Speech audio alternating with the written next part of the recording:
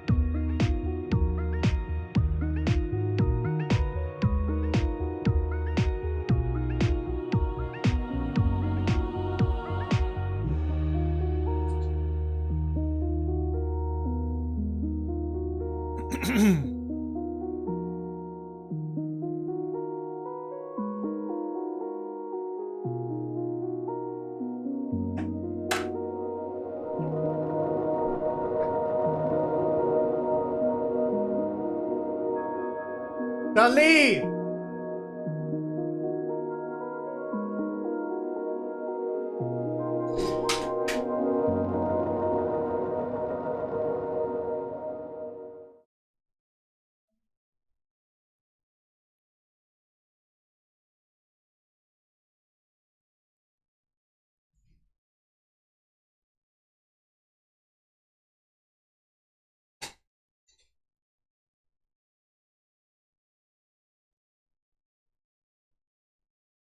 Hello. I think the sound is so much better. I figured it out. It is Wednesday. So normally I don't do this on Wednesdays, but I had the day off, so I thought I'd try again. So welcome to the live stream. So, as like seconds before I had to start, our dog, I left the door open and he was barking at somebody, and I went downstairs and the cat was at the door about to go out, and it's not a outside cat, so I'm glad that I ran down there, but I'm a little out of breath. So how are you doing today? So last night I wasn't able to save the stream because I had technical difficulties, but that's how things go.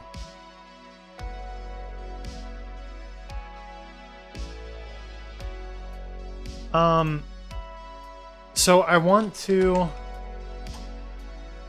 So I kind of bring you guys along with me on different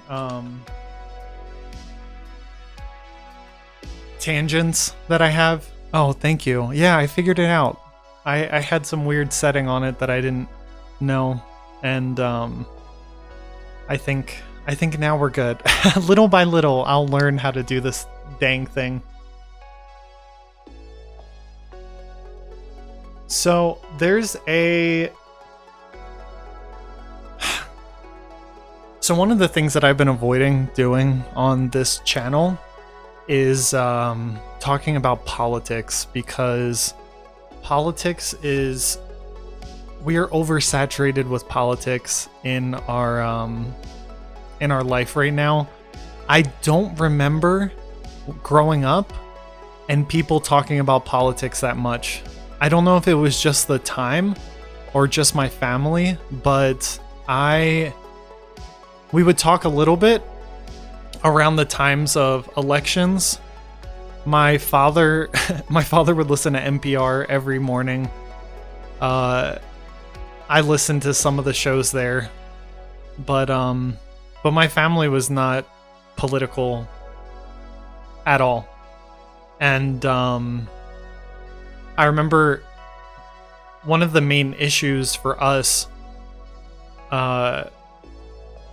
well, as Catholics, like the main issue was, is the candidate pro-choice or not?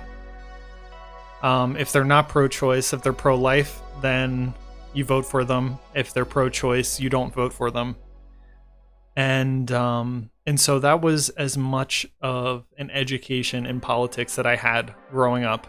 Obviously, I studied I had a very classical education, and so we focused on learning all the different types of government, all of the technical stuff, but like actual politics that were going on, I had no idea. I know there was the times in my life that I remember actually focusing on politics. There was something that happened, like when 9/11 happened. That's when we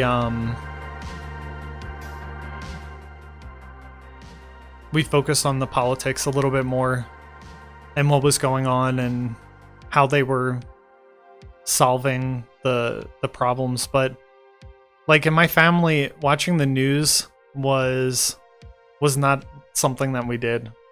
I guess it was mainly because it was so depressing and distracting, and there was like a sense of like you can't really trust. I guess the local news we trusted.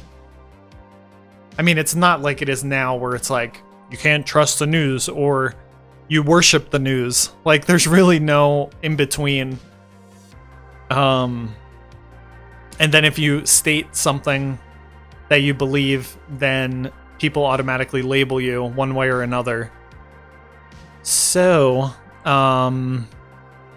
yeah, and like us listening to different political views, especially movements that were happening that we didn't agree with. Like we considered basically all of Hollywood to be in a particular mindset. Like there were a few actors or directors that reflected certain views that we had, but we just figured that most of them had to go along with a certain narrative, and so you can't really trust them. And then I mean, Hollywood was the devil. How they influence people and everything. And honestly, like I agree that like it's almost sickening when you watch a lot of these movies that are coming out or TV shows where they just try too hard. I was talking with my boyfriend last night about a few shows that they had maybe two mothers. Somebody had two mothers, or there was a trans character, or I don't know. They're just different things that in my past I would have considered that was really bad and propaganda. Like they're trying to push these ideas onto you. Now, from my perspective, well, anyway, we were talking and he said that some of the shows were really good about doing it very naturally. Like it wasn't a big deal. They didn't put any focus on it. Like there wasn't that character who was like, oh my gosh, that person has 2 moms or something like that. Good topic. As a recently deconstructed Catholic, an adult convert, no less, I'm a little stuck on how I feel about abortion now after all the right to life marches, rosaries, stories of... Yeah, I know. I'm stories of hurt post-abortive women. You can't just let that go. At the same time, I'm confused and not sure I could call it a sin, so I don't know. Yeah, listen, I am with you. I am with you on maybe not the abortion thing. I feel like I'm pretty set with my views on abortion, but since I'm a man, I can't say anything. But I'm gay, so I can get away with it. No. But I have my view because let me just tell you how I go about with these different topics. So let's say with the abortion thing, it's like, okay, it's obvious what I believed before, and I really believed it. So my first question that I ask myself is, okay, a lot of the people around me agree with abortion. They think that it's something that's good, that's a right granted to a woman. And I'm like, okay, let's take a step back and let's try to understand the issue. Do I have any proof to change? Or first of all, what was my previous belief based upon? Was it faith? Was it science? Was it, like you said, stories? What was the foundation of my belief before?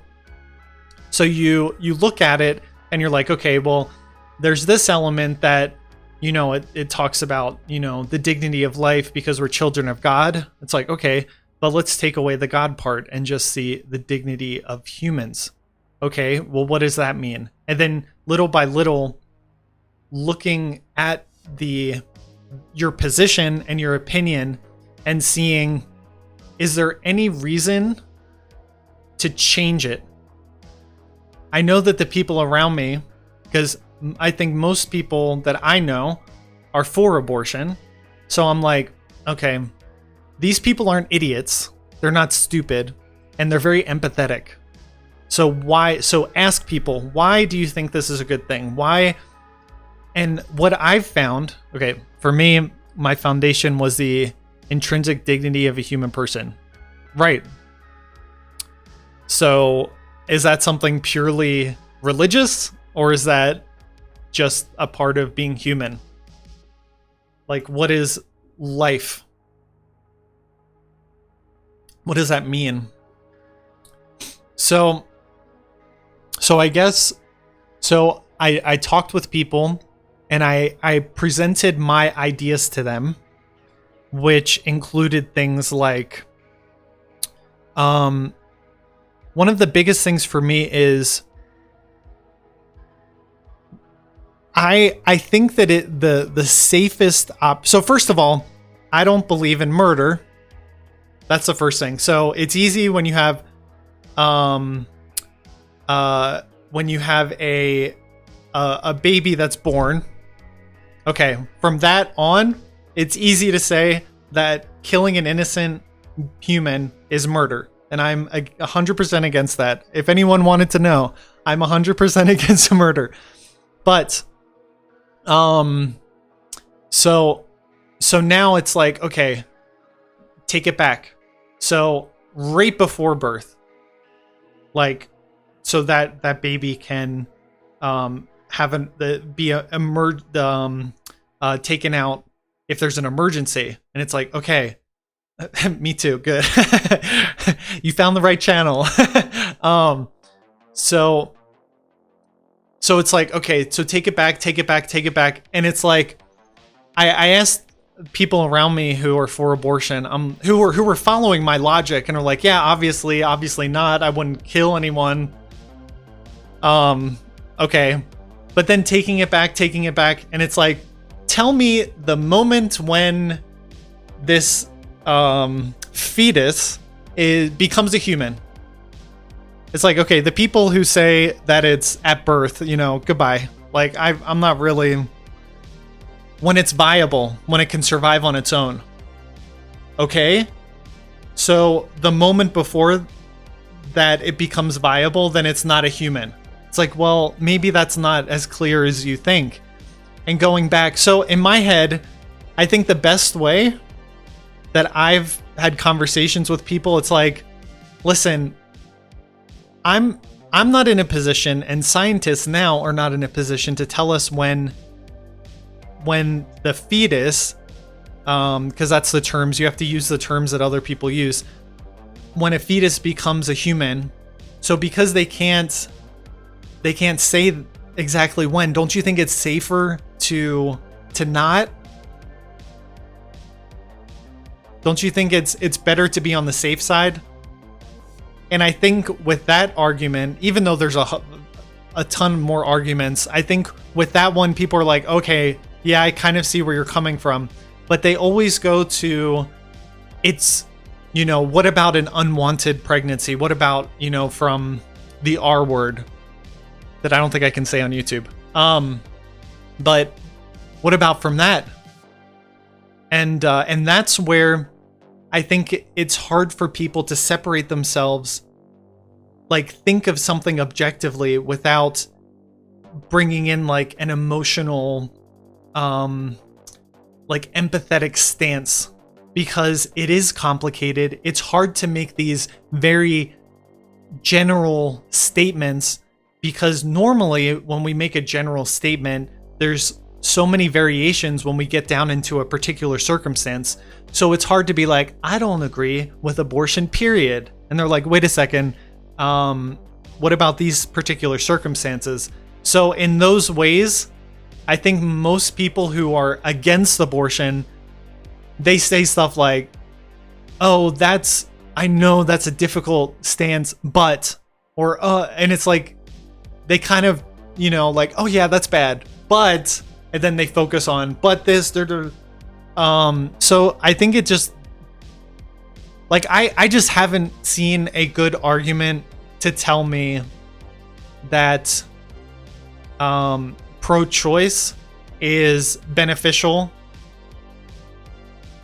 is a good medical procedure, if you want to use their terms.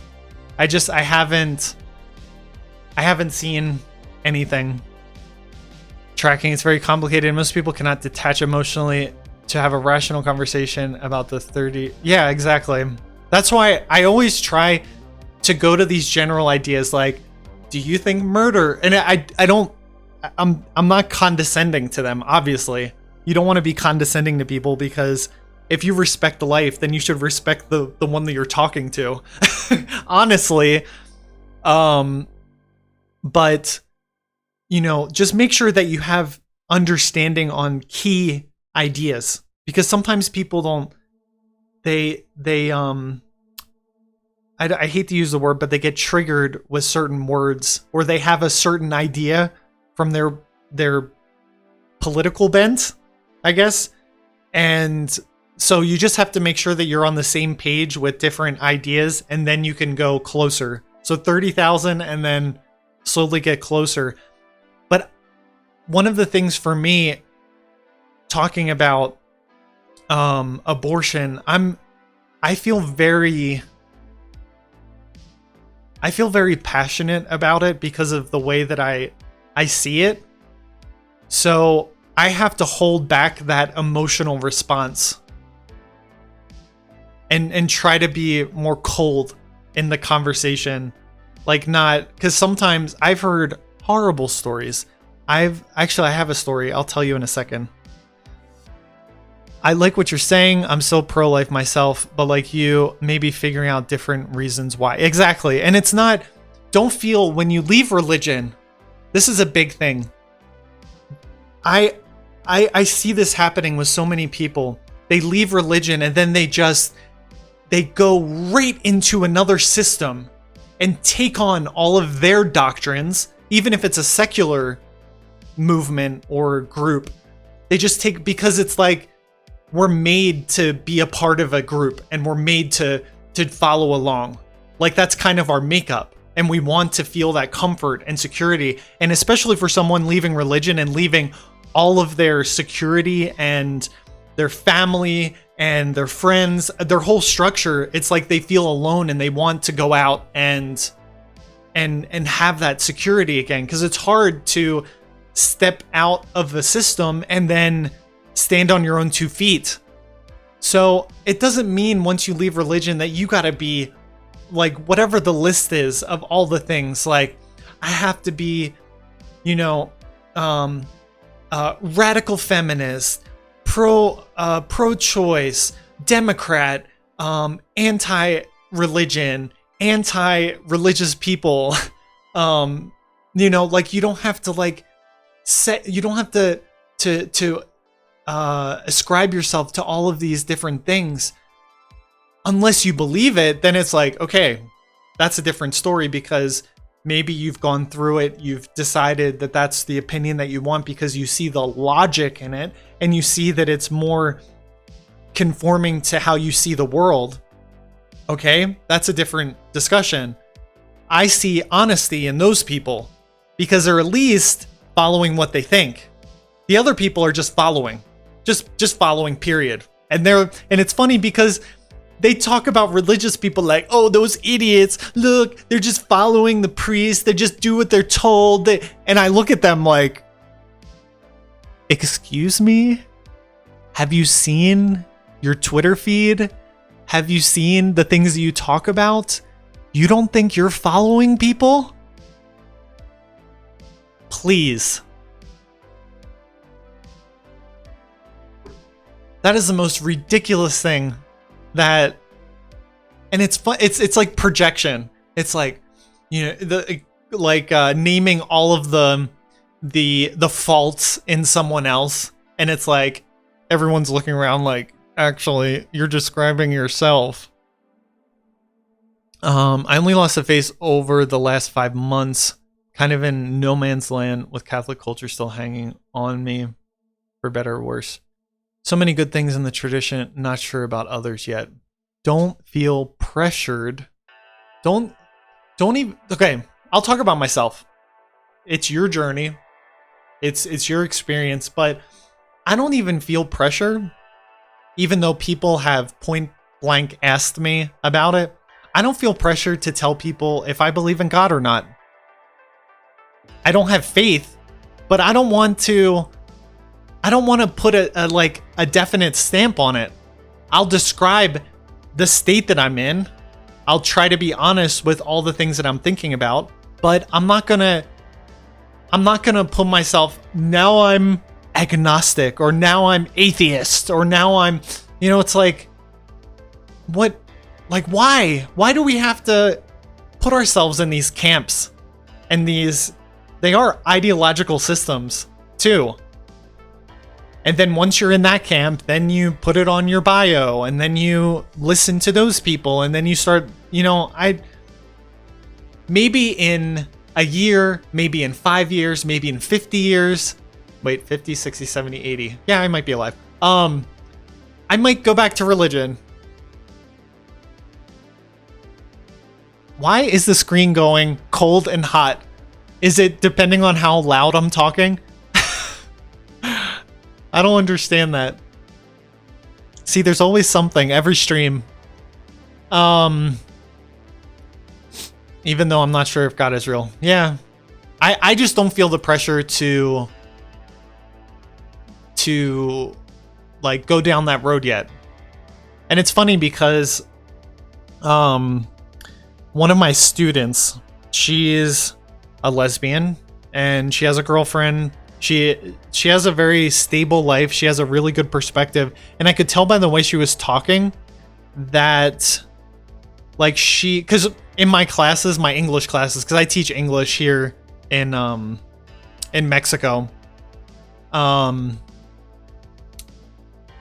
always try to like cover subjects that are hot topics so that people can focus on what their ideas are about certain things and building confidence to state those ideas, then focus on speaking English. So if it's like something fake from a book, like a fake scenario that they might not ever come across, I don't like that because it's not real. They're not going to remember. But anyway, the way she was talking, the way she would, like her ethical system, I was like, okay, and then it's Mexico, so most people are Catholic. So I asked her, I'm like, are you Catholic? And she's like, well, my family's really Catholic. They don't agree with me, obviously. But she said, actually, because I told her about my past at that point. And she's like, I want to bring you to the church that I go to when it opens because things are still closed here. And she said, it's a Jesuit church and they have a gay mass. And like immediately I wanted to roll my eyes because so I know about the Jesuits. I studied the Jesuits. I studied their whole process and how very progressive they became. And like not even Rome is on board with a lot of their the things that they're pushing. They're always pushing the envelope in the church. So they're the ones that have these gay masses, right? And and I always think like one of the most annoying things about the culture that we live in, this political environment, is how people feel and companies, whoever, feel like they have to pander to certain groups. Maybe for a particular case, it's genuine, like they really care, they really want to help, but like I wouldn't expect anything less from the progressive side of the church, the Jesuits, to try to promote something like LGBT masses. Something that's not Catholic, something that is, you know, has been condemned, but they're still going to do it because that's what's expected. That's like the next thing. Like they're always trying to push and it's like, I'm not down with that. I hear what they say and I'm like, I know the Catholic doctrine and everything that you're saying is BS. It's not Catholic. But this is a Catholic mass, right? So what are you doing? You're just trying to make people come and feel good and feel like they belong?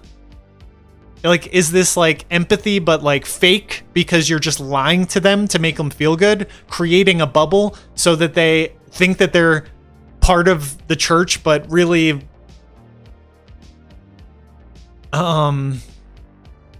gay mass. Again, I was conservative Catholic, found great solid Jesuits, rare, but they're, yeah, I know. I'm just talking about in general. It's disingenuous to LGBTQ to promote the idea that you can be fully Catholic and practicing just leads to heartbreak because doctrine is doctrine. Yeah, and you know, the church hasn't changed in a lot of ways. I know that it has in some, and it's kind of the way that the church changes is not by changing. The way the church changes is by making things more ambiguous, but they never state a doctrine that contradicts a former doctrine. It's a very sneaky way of letting in change, because then if things are ambiguous, then you have some wiggle room. Then you can interpret it the way that you want. It's interesting. That word salads, yeah. I don't know. Anyway, I was going to tell you a story about abortion.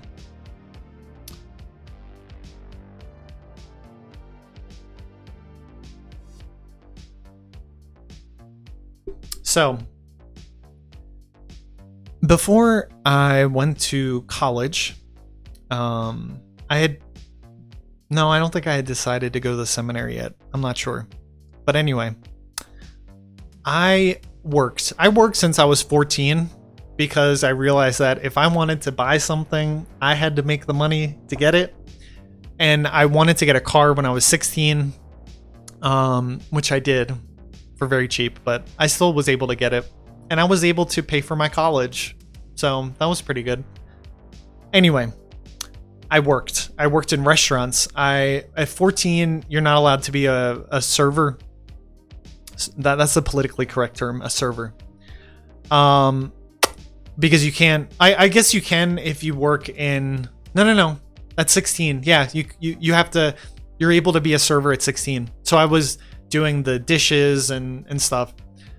But when I started serving, I could only work in a place that didn't serve alcohol because you have to be 18 to serve alcohol. So I worked in Cracker Barrel.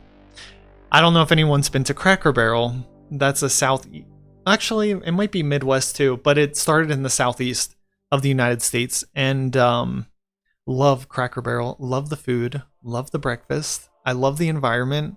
I think it's a great restaurant, and they have a really good business set up, even on the back end, working with the managers and everything. Cracker Barrel is the bomb. Anyway, so I worked there, and I got to know people, and I was like the goody two shoes. I was the one who did his job. I don't want to say that everyone who worked there was not. How do I say this by not being mean? But a lot of people there were not living the best life. A lot of them were on food stamps. A lot of them were just in a very difficult situation. Drugs, alcohol, everything. And people found out really quickly that I was a good one. I was the good boy. I was still a kid. And it was interesting because they didn't, when I would walk into the break room, they would, people with struggles. Yes, a lot of struggles that they created. Maybe not all of them, but anyway, I give people the benefit of having the willpower to make changes in their life. So I would walk in the break room and they would be like, no, stop. Shh, don't talk about this. Francis is here. I guess they were talking about like who they slept with the night before or whatever. I did walk in on a few conversations. Anyway, there was a girl that I overheard talking. I was friendly with her. We weren't friends, but we talked. And I overheard her talking to another waitress, server, female server. And, I can't even say that. A server. And she was saying, I'm pregnant. My parents are going to disown me. And the person who she was talking to was telling her, you should get an abortion. And she was scared. And the girl said, listen, if you get the abortion, I know a place that doesn't charge. If you get the abortion, your parents don't have to know. And you can go on with your life, no problem.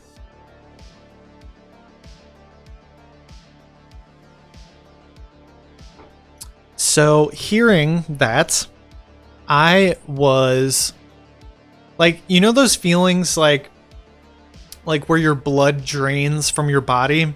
That was kind of the feeling that I had because this other person was convincing her to have an abortion. And being the good Catholic, pro-life person that I was at the time, scandalous.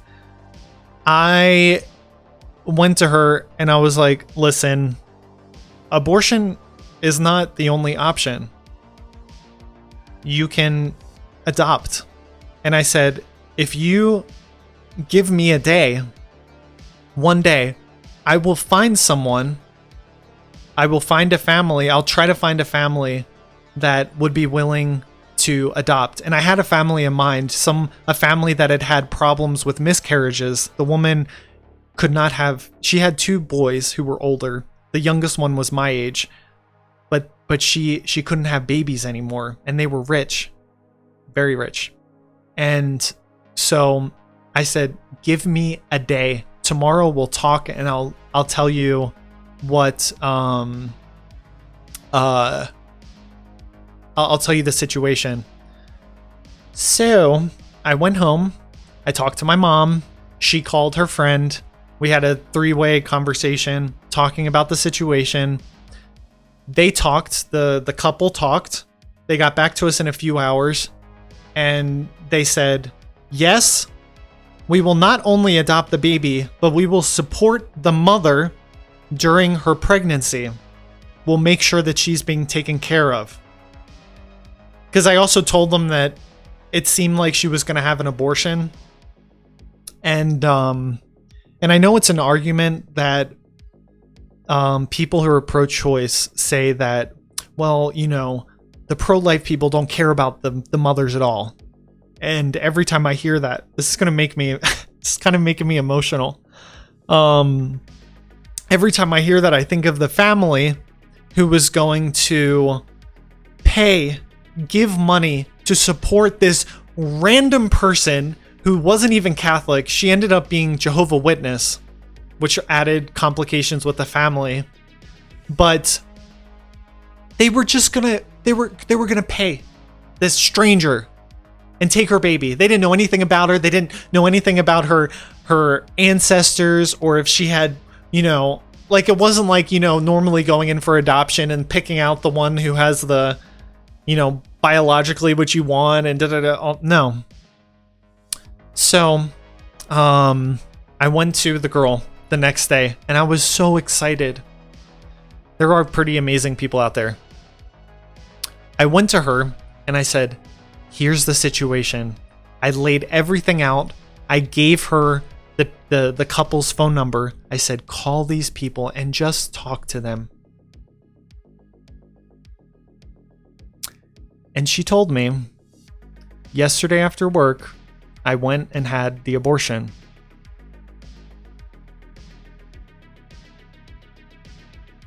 She said that coworker drove her to the clinic and she had the abortion.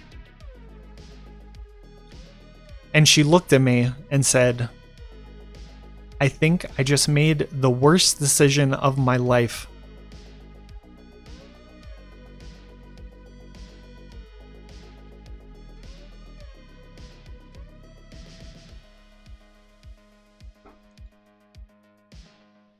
Anyway, so I don't use those types of situations because they're very anecdotal when I'm talking to people. But I've found that a lot of pro-life or pro-choice people aren't really open for conversation. They just yell at other people and, you know, call them stupid. You're an idiot. I can't believe you don't think that this or that, and it's just a yelling match. I don't know. It's complicated. That's like what you say when you don't know what to say. It's complicated. Just like when you're eating food at someone's house and they're like, "Do you like it?" You're like, "Oh, it's interesting."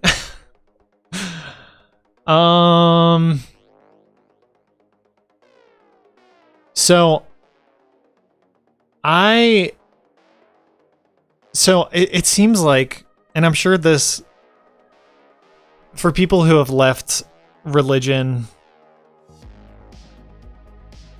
there's like like we were just talking about with like, am I a conservative still? Am I liberal? Am I centrist? Am I, you know, like, what am I? Like, what am I supposed to do? What am I supposed to think? I don't care to put myself in a bubble. Like, at least in the sense of, if I end up being in a bubble because of my positions, that's one thing. But I don't put myself in a bubble to feel comfortable. Or you say, that's profound when you agree with them already. Yeah, that's funny. But But as I was saying before with Hollywood and, you know, all these ideas that we're supposed to think this way, where this is the popular way of thinking, and I'm finding myself not agreeing with things, at least not in the way that they're promoting them. And like, this is the extent of my political movement, like my political thought process, because I really don't care. I think, well, I'll ask you, like, what do you think the role of politics is for somebody who is not in politics or not associated directly with politics? Like, what do you think is the best, most sane way of approaching politics?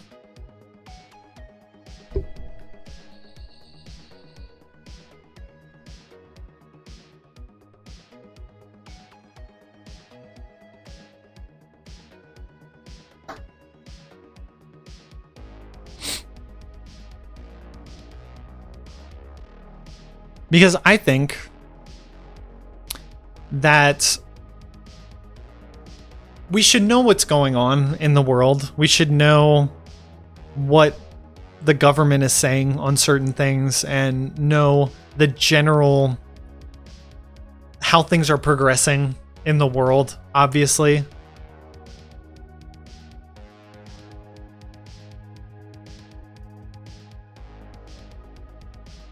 Entertainment, basis of some kind of friendship. Are you talking about politics? Entertainment. Politics is entertaining. That's an interesting way of putting it. I think it can be entertaining, but it is important to know what's happening around you, because we're not just individuals. We live in a society, and what happens with the top affects everyone.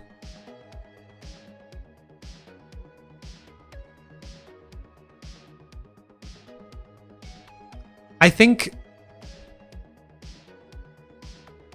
I kind of agree with the friendship, but the thing is, I think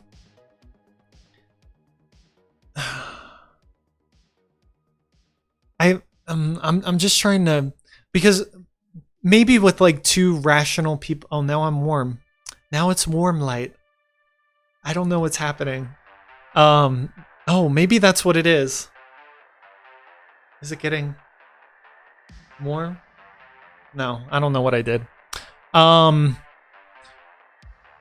way people talk nowadays is you have to be 100% or you're against. Like, if, let's say, hypothetically, I'm a liberal. I'm a Democrat, but I'm pro-choice or something like that, you know, because individuals are more complex than just, you know, the binary Republican Democrat thing, right? So let's just say that's my situation. So if I talk to someone who also ascribes to the Democrats and I say, no, I'm not pro-choice, I'm pro-life. You're alt-right, or you're not a Democrat. It's like, wait a second. So I agree with everything except that one thing.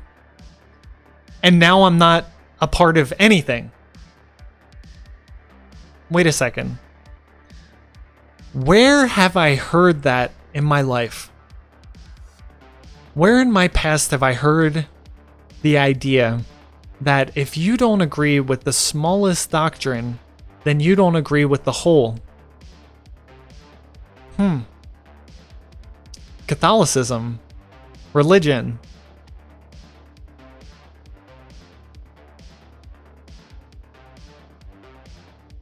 And I'm still trying to figure all this out, like how to even approach politics. Yeah, religion. You got it.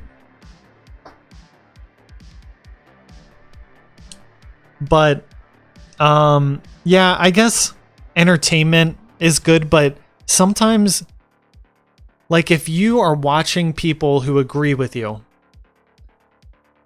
and they're saying things like, can you believe this happened, and this person saying this against us, and it really like builds up tension and you feel like passionate when you hear that, like, how could that person say that? How could this be happening? How can, oh my gosh, the world's going to end. And, you know, it really is manipulative. You can't, it's not just a passive thing like going to the movies and taking in information like that, but the way that they say even the smallest piece of news is with so much emphasis.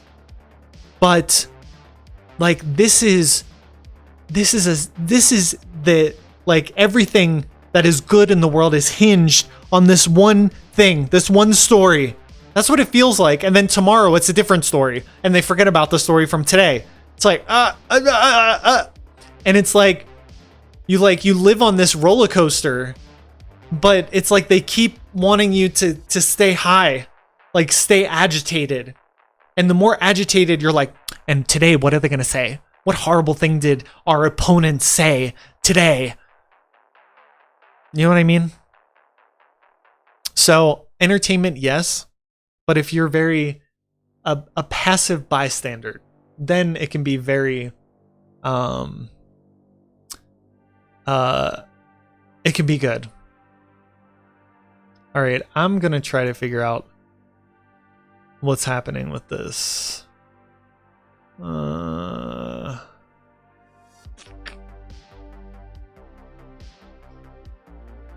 Well, that's what I think. Anyway, so we hear a lot about that side, the liberal side, the horrible progressive side. And then every once in a while, you have somebody who says things in a way. From appearance, you would think that they would just be one of the other ones. From their job, from their profession, you would think they'd just be part of the group. They're part of the Hollywood group. But then you hear what they say and you're like, wait a second. Something doesn't work here. The way this person looks, what this person does, normally doesn't produce these types of lyrics or these types of like movies or these type of plots. Normally this person would have to follow along with everyone else. And then the other side takes that person and calls him or her their own. Now you represent our side.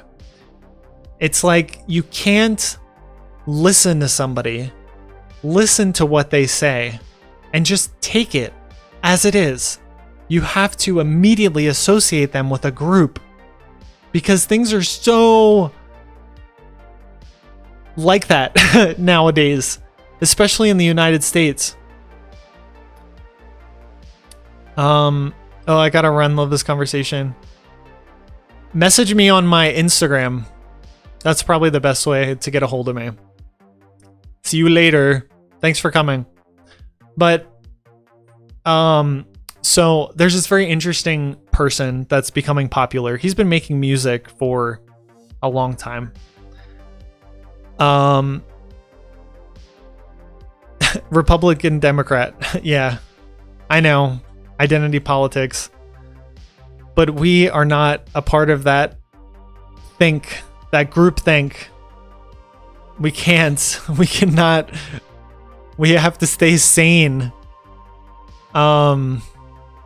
Obviously, things that I say, people will say, oh, you're this, or oh, you're that. But a lot of the times, people will say to me, I hear you say this and I hear you say that. And in my head, those two things can't exist in the same person. I'm like, hello, I'm the Enigma. Amen. Peace out. So this person, his name is Tom MacDonald. So I'm going to show a picture of him, and he is not the typical person that you would associate with what he talks about, you know, when we're dealing with identity politics, right? So this is him.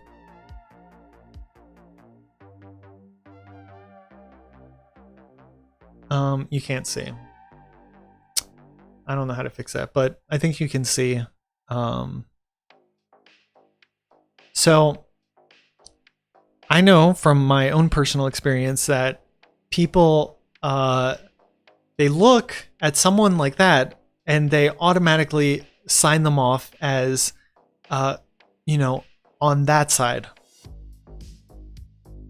And he's a rapper? Oh, for sure. For sure, he's on that side. He's part of the movement. He's part of this. He's probably going to talk about drugs, sex, alcohol, partying, you know, like all the other rappers. Or that's a stereotype. I don't agree with that. I've been getting more and more into rap.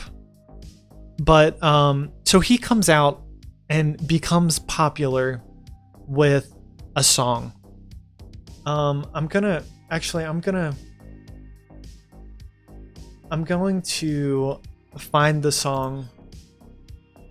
This is the other song. This is the newest song. So this song he came out with. Come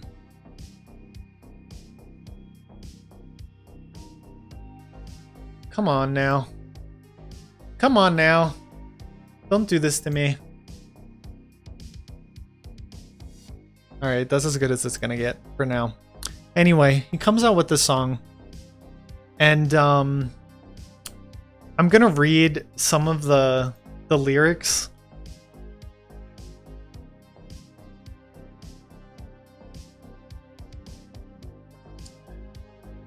So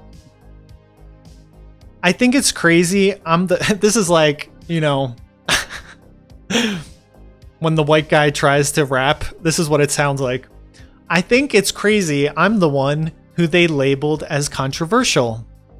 And Cardi B is the role model for 12-year-old girls. All right, so it's like, wait a second. You know, he's saying this? No. There's rappers pushing Xanax at the top of the billboard. But if I mention race in a song, I'm scared I'll get killed for it. Things like we're talking about things that, you know, you don't really hear from a rapper.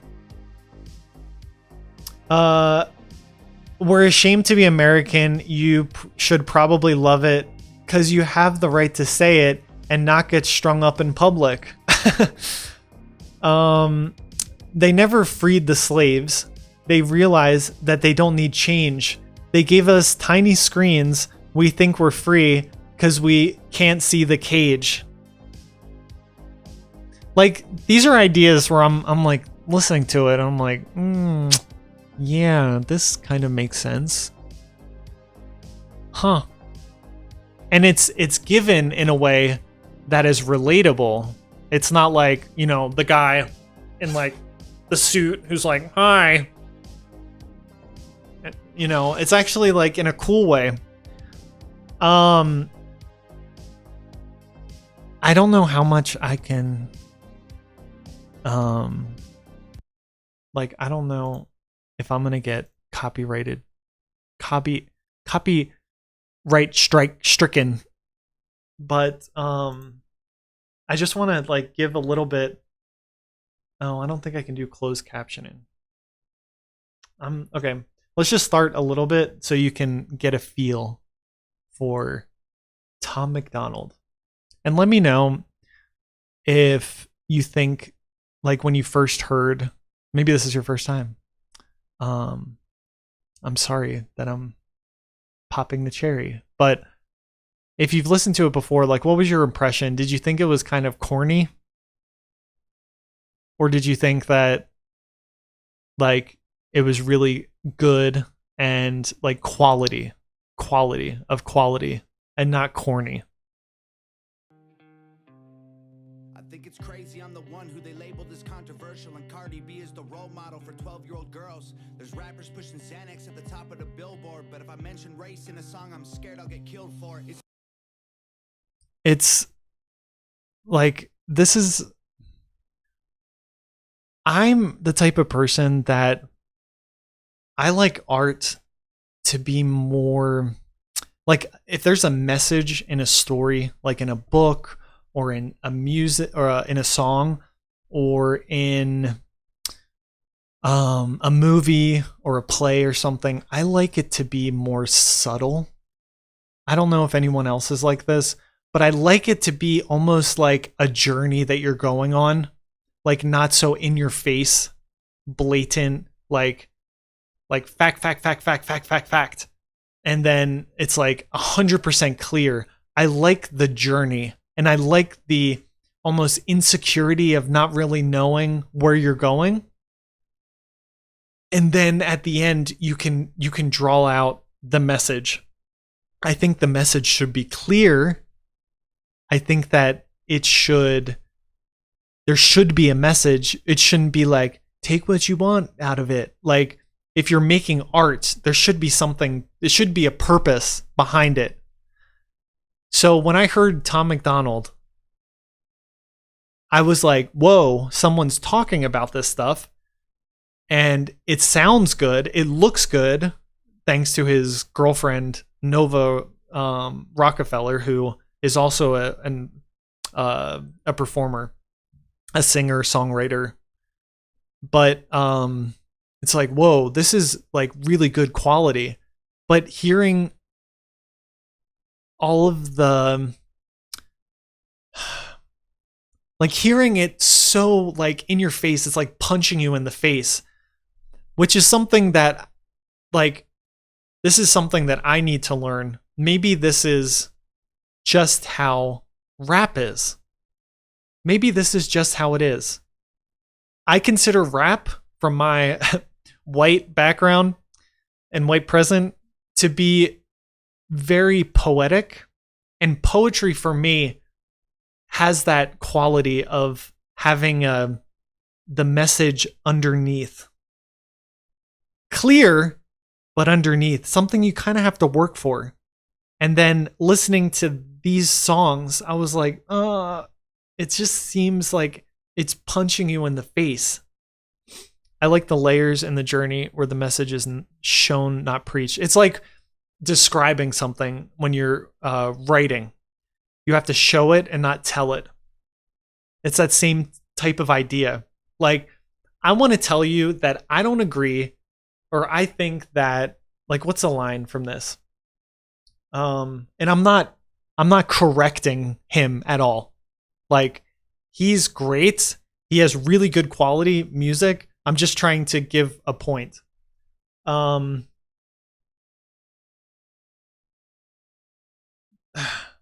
Like, I don't know, just something that's very blatant, like bam, bam, bam, black and white. And then in a poem, it would be like enwrapped in a metaphor or something like that, if that makes sense. Backwards, it's getting exponentially dumb. It's more difficult to get a job than purchase a gun. Eminem used to gay bash and murder his mom, and now he doesn't want fans if they voted for Trump. We're ashamed to be. All, like, everything that he's saying is like, well, that's true. That's true. And it's hard to believe people like, people on the Republican side, how they just take this guy and they're like, you are Republican, you are, and it doesn't seem like that's really, they're not getting it. They don't get what he's doing. They don't get that he's not, by saying these things, not showing his allegiance to a group. He's showing the hypocrisy of another group, if that makes sense. Because if the Republicans were in certain ways, like, if I'm sure you could find hypocrisy there, but they're not the ones in charge. Like, they're not the ones who have the grip on the media, on Hollywood, on his industry. And so there's so much pressure on him, particularly, not by the Republicans. They don't care. They would look at him walking down the street and be like, freak, like, that's how they would consider him before knowing what he says or what he thinks. But he's feeling the pressure from the left. So that's what he's talking about. It's his story. American, you should probably love it because you have the right to hate it and not get stoned to death in public. As children, we were taught how to walk and talk, but the system wants adults to sit down and shut up. Cancel culture. I mean, it's hard for me not to agree. It's hard for me not to hear what he says and to think, well, yes. Even not putting a political party name onto it. Just the facts that he's saying. Runs the world now, the planet went crazy. Label everything we say as homophobic or racist. If you're white, then you're privileged, guilty by association. All our childhood heroes got me too'd or they're rapists. They never freed the slaves. They realized. So anyway, so this was a song that I think it was this song. Oh no, it wasn't this song. It was this one. This is the one that I saw so many people reviewing. It's called Snowflakes. That's right. This is the one. Because I've watched a lot of his songs after being exposed to him in this one, because it has Blair White, who is a political commentator on YouTube who's transgender. And she has a lot of right-leaning views, and she criticizes a lot of movements that, again, just like Tom MacDonald, again, people looking at her and knowing that she's trans, they expect her to say certain things. And I think it's great that they collabed, because it kind of makes sense, because they're kind of similar in that way. Like, externally, people judge them to be, at both sides, they judge them to be a certain way, to have certain views. Just like me. Oh, you left religion? You left Catholicism? You left the priesthood? Now you have tattoos? Now you have long hair? Oh my gosh. You must believe in this. No. If you lie to the government, they'll put you in prison. But when they lie to all of us, it's called being a politician. You think taking guns away will save our kids from the killings? But you're pro-choice. Abortion kills way more children. If America... Yeah, it's funny. We were talking about abortion. I'm going to go to another one of his songs. He has a line that's just like... And it's not that he's like, I'm pro-life, but he's just like, hypocrisy. You say this, but what about this? Hypocrisy. He's not stating his position. He's saying, you're a hypocrite. That's what I love about this. It's like a very critical type style. So terrible and racist, it probably isn't safe to encourage immigration. Just saying, all the contradictions are embarrassing. You know who hates America the most? Americans. Trigger warnings used to be on TV for seizures. I like the music. Sue Me. And Blair White comes in. She's in the whole thing. There she is.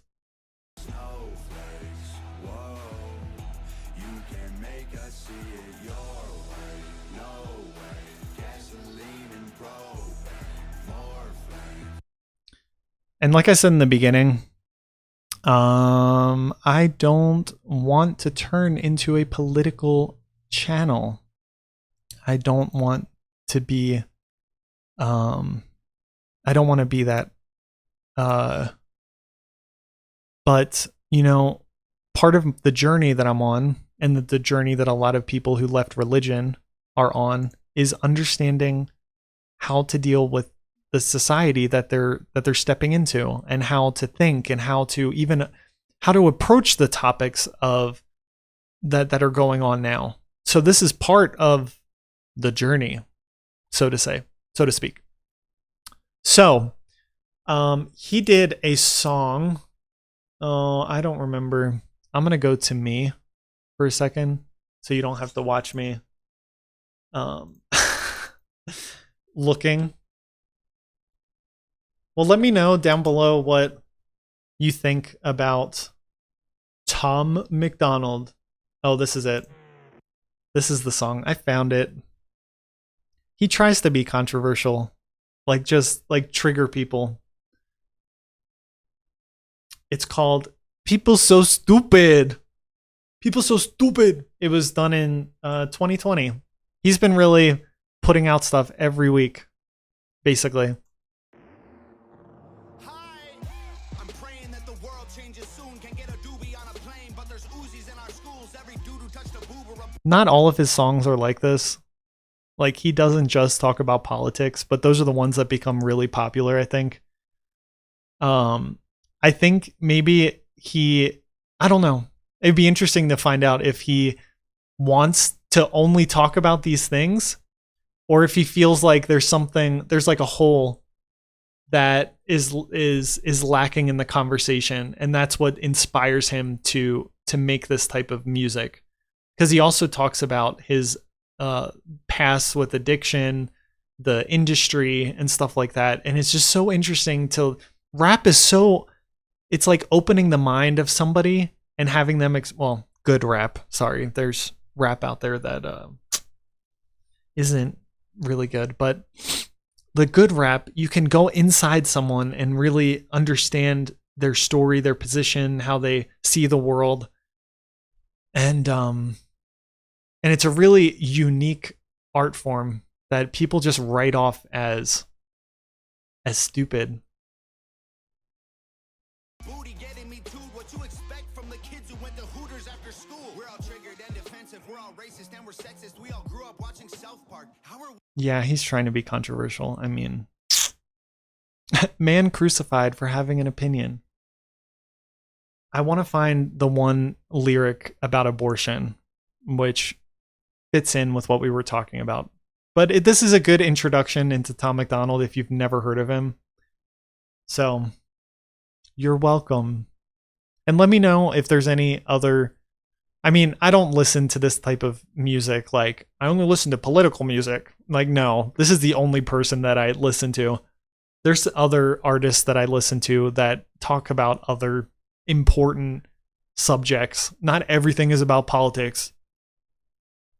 We offended. Now being fat is beautiful. Name a thing that you can't do. Jumping jacks, run a mile, live past 42. Man, it used to be cool to just flip a bird to the system, and now it's trendy to be triggered and pretend you're a victim. It's my... I have to keep telling myself, Francis, you are not a political channel. Don't say anything. But I agree with the guy. Race is my weight. It's because I'm a Christian. I hate the internet and anyone who has an opinion. And everybody angry if you say white. Okay, fine. Pass me the brush and I'll paint my face to the shades right. Let's talk about... I mean, it's good. The reason why I'm pausing all the time is because I have to, not because I want to. I don't like pausing. I like just watching from beginning to end. If you want to watch this on your own after, good, do it. But I have to do this, and I have to make a little commentary in between. It's not because I like to interrupt. I promise you. About abortion. Sorry, tell me how this works. Okay. Here we go. This is the line I wanted. Talk about abortion. No. Pass me the brush and I'll paint my face to the shades right. Let's talk about abortion. Sorry, tell me how this works. Bacteria is life on Mars, but a heartbeat isn't life on Earth? Weird. Can you hear? I'm gonna blast it so that we can hear that. Paint my face to the shades right. Let's talk about abortion. Sorry, tell me how this works. Bacteria is life on Mars, but a heartbeat isn't life on Earth? Weird. All right. That's it. And then he came out with a song that's not playing. Here's the problem with America, the country is broken. Cause they minds stay closed, but they mouths stay open. Get attacked and we blame terrorists, go broken, we blame the price. Blame racists for the racism, but only if his skin is white. If we don't need guns, cause we... It's very similar. And a lot of criticism. I'm sure I could find...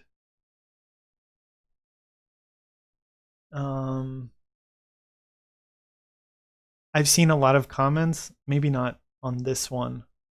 Maybe even commentaries, because a lot of people make commentaries on his videos, but they're like, here we go again. Like, that's the biggest criticism, is like, oh, this Tom MacDonald with another talking about white supremacy and blah blah blah blah blah, trying to say the things that are controversial. Sometimes it's important to repeat yourself. Sometimes people didn't get it the first time. Maybe.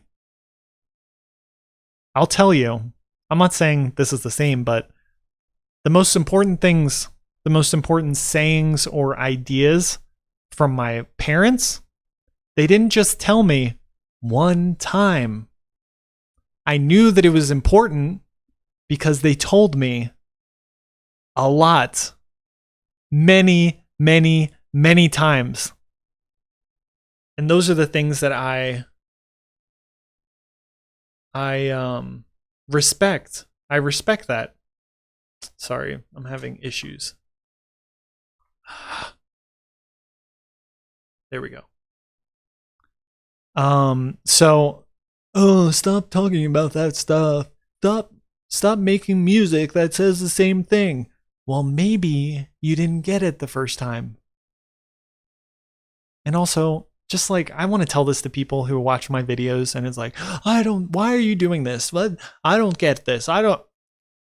Turn off the video and watch something else. Okay. That solves everyone's problems. You get out of my life and I'm out of your life. And now you don't have to worry. We can call the police, we don't need fire extinguishers. Call a fireman, please. You didn't want to build a wall and now the border is weak. Your favorite actor has a gate that's like 15 feet. Racism is gay if you're... There's a lot of channels out there that are commenting on the actual songs and reacting to the songs, and I don't want to do that. If you want to watch the videos, I'll put a link to his channel in the description of this video, just so you can go see if that's for you or not. I don't know. I like to see people who are passionate and have something to say, because a lot of people it's just hot air. They don't say anything. No, there's no meaning left in people's lives. That's what it feels like. Like, it's so refreshing when you watch a show or a movie or listen to a song or read a book that actually feels like, life is on the line. Like, it's that, like, so much passion and artistry that when you care, it's like, for me, I watch some people who make videos, and it's like they have the best equipment. They have their face is so clear, you can see every single pore. Well, you can see the pores on me, but like, it's so beautiful. Their background is just aesthetics, vibes. They have their little intro thing that plays. They have their little thing on the side of the screen here with their name or the subject, then you have all the people's chats coming here, and it's just their whole, they have it all. They have it all. They have the $600 program to make the best streaming, and it's like, oh, that was my boyfriend. And then what are they making? What is their content? And I'm here like, please, not that I'm like, making the best content but I think I'm putting a lot of effort into what I'm doing with what I have. I don't have a lot of stuff. And if you saw, like, a lot of the technological stuff that I have are from my boyfriend, or it's using things that I had before. Like, I film on my camera. Things like that. But people don't have quality. This is not quality. And it's like another Marvel movie, another show that talks about, has the just the pandering. Like, you got to have the black person, the Hispanic person, the bad white person, and then the trans person, and then, like all the things. And I'm just sick of it. I'm just sick of it. And then you see something that's good and it blows your mind, especially when you're searching for it. Yeah. So go check out Tom MacDonald if you haven't. And look at him, see what he has to say. But,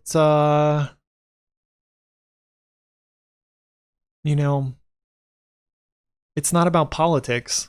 I mean, even though he talks about political stances, it's not about politics. It's not putting someone in a box, but experiencing an artist and their art. That's all. Very simple. So I was going to today, if I talked about abortion for a long time, but I was going to do I was going to take the political compass quiz, because there's a lot of questions that it will be very clear that my understanding of politics and economy and foreign relations and all of that is so minimal. And it'll like put me in a, like, I'll expose how dumb I am with politics. But I think it's questions that we should all ask ourselves at some point. But I was curious to find out what I was politically. Oh.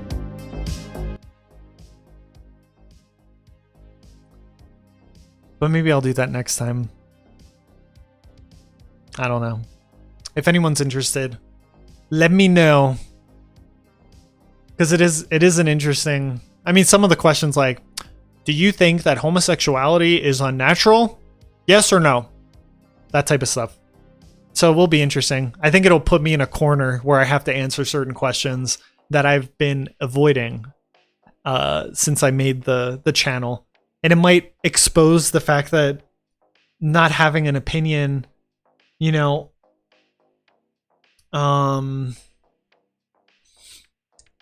might put me in a place where I have to kind of give you my rationale behind things. How I approach a subject and not feel the pressure to make a decision right away. But I guess for the test I would have to. All right. I think that's all for today.